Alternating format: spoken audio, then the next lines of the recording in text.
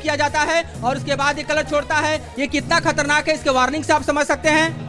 मधुरेंद्र, इतनी बड़ी smoke stick को अपने जूतों में छिपाकर ले जाना सुरक्षा कर्मियों को कुछ असामान्य नहीं लगा?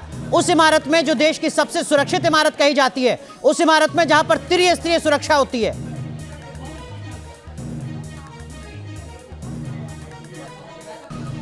देखिए, बिल्कुल सुरक्षा में तो बड़ी चूक है, ये बात हर सांसद कह रहा है, ये बात यहाँ तक कि ऑफ रिकॉर्ड सुरक्षा कर्मी भी कह रहे हैं। लेकिन जैसा कि आप जानते हैं, लंबे समय तक आप खुद भी संसद भवन में रहे हैं और आपने कार्रवाई को देखी है कि सुरक्षा में खासतौर पे फ्रिस्किंग में बॉडी की फ्रिस्किंग होती है, आपके गैजेट्स की फ्रिस्किंग होती है, यहाँ तक कि मोबाइल अगर अलाउड नहीं है तो मोबाइल्स नहीं दिए जाते हैं। और साथ ही आप समझिए कि भीतर दाखिल होने के साथ ही लगभग 3 लेयर की सुरक्षा से गुजरना पड़ता है। नई संसद की बात करें जिसमें सब कुछ हुआ है, तो यहाँ तक कि नई संसद भवन के परिसर में भी जाने के लिए लगभग 3 बार सुरक्षा से गुजरना पड़ता है। और यहाँ पर सुरक्षा के जो चाक चौबंद इंतजाम है, उसमें मैं आपको बताऊं कि अगर जूते के भीतर ये शूज हैं, अगर इसके भीतर इसको पुल करके रख लिया जाए तो जाहिर है कि शूज की फ्रिस्किंग नहीं होती, लिहाजा इसे ले जाना संभव हुआ होगा। क्योंकि बॉडी के अगर ऊपर के पार्ट की बात करें तो बॉडी के ऊपर के पार्ट में कहीं भी आप देखिए तो पूरी फ्रिस्किंग होती है, पॉकेट्स की फ्रिस्किंग होती है, पूरे आप देखिए तो बॉडीज की फ्रिस्किंग होती है। लिहाजा इसको लेकर जाना अगर आप जूते में देखिए तो निश्चित तौर पर आसान हुआ होगा और यहाँ शूज में पुल करके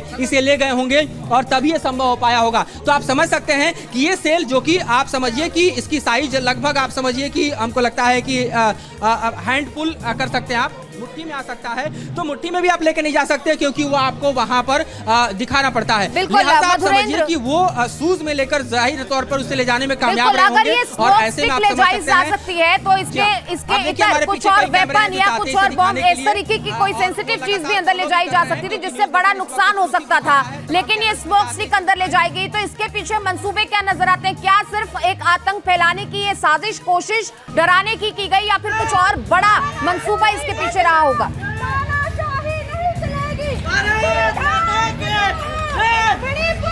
देखिए, प्रदर्शन के अपने अपने तरीके होते हैं, प्रोटेस्ट के अपने अपने तरीके होते हैं और ये जो तरीका है वो अपने आप में बतला रहा है कि प्रदर्शनकारियों ने संसद के भीतर जाकर अपने प्रदर्शन को करने और अपनी आवाज को बुलंद करते हुए विरोध के ऐसे नमूने को प्रदर्शित किया जो न सिर्फ संसद की सुरक्षा पर आंच के तौर पर देखा जाना चाहिए, न सिर्फ संसद की सुरक्षा में चूक के तौर पर देखा जाना चाहिए, बल्कि एक तरह से देखिए तो भारत के सबसे बड़े संवैधानिक व्यवस्था के सबसे बड़े आवरण के भीतर जहां सुरक्षा की सबसे बड़ी जिम्मेदारी और व्यवस्था होती है, उसमें घुसकर इस तरह से अपने आप को प्रोटेस्ट करना।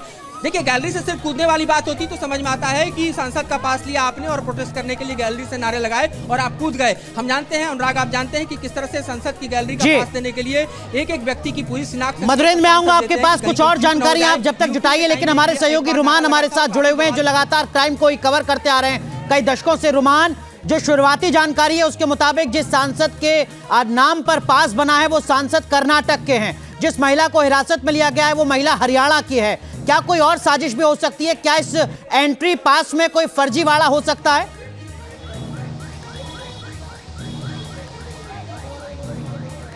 देखिए, बिल्कुल एक बड़ी साजिश हो सकती है क्योंकि पूरी प्लानिंग के तहत ये पूरी घटना को अंजाम दिया गया संसद के बाहर और संसद के अंदर। लेकिन सबसे महत्वपूर्ण बात यह है कि इस चूक के लिए सभी वो एजेंसियां जिम्मेदार हैं जो कि संसद की सुरक्षा की जिम्मेदारी जिनके ऊपर है। क्योंकि ये कहना बिल्कुल गलत है कि साइज छोटा था या जूते में छुपा कर ले गए, क्योंकि जो कलर स्मोक का जो सिलेंडर है वो उसमें कहीं ना कहीं मेटल का इस्तेमाल ज़रूर है और मेटल डिटेक्टर का इस्तेमाल ज़रूर किया गया होगा। और सबसे महत्वपूर्ण बात यह है कि संसद के अंदर जो सुरक्षा के उपकरण लगाए गए हैं वो बहुत आधुनिक हैं, उनसे बचकर जाना बेहद असंभव है। या तो किसी की मिलीभगत है या फिर घोर लापरवाही है, क्योंकि एक रूटीन प्रोसेस हो जाता है सुरक्षा जांच करने का और जिसमें लापरवाही बरती जाती है। अब से पहले भी जितनी आतंकी घटनाएं हुई हैं वो कहीं ना कहीं सुरक्षा में जो लापरवाही बरती गई उसके नतीजे में हुई हैं। जिस समय ये प्रदर्शनकारी या जो भी लोग हैं, जो जांच के बाद पता चल पाएगा कि आखिर इनके मंसूबे क्या थे।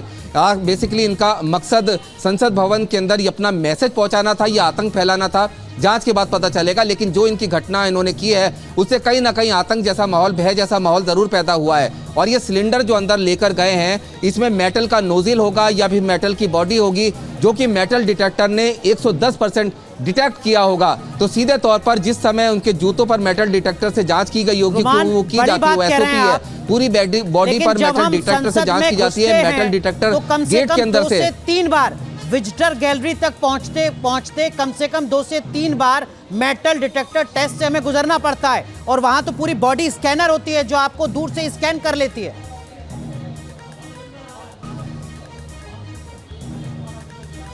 बिल्कुल सीधे तौर पर, और मेटल डिटेक्टर सिर्फ जो मेटल डिटेक्टर गेट है उनसे गुजरने के अलावा मैनुअली जो मेटल डिटेक्टर मशीन होती है उससे हेड, सिर से लेकर और पैरों तक पूरे बॉडी की जांच की जाती है, जैसे कि आमतौर पर मेट्रो स्टेशन के अंदर भी की जाती है।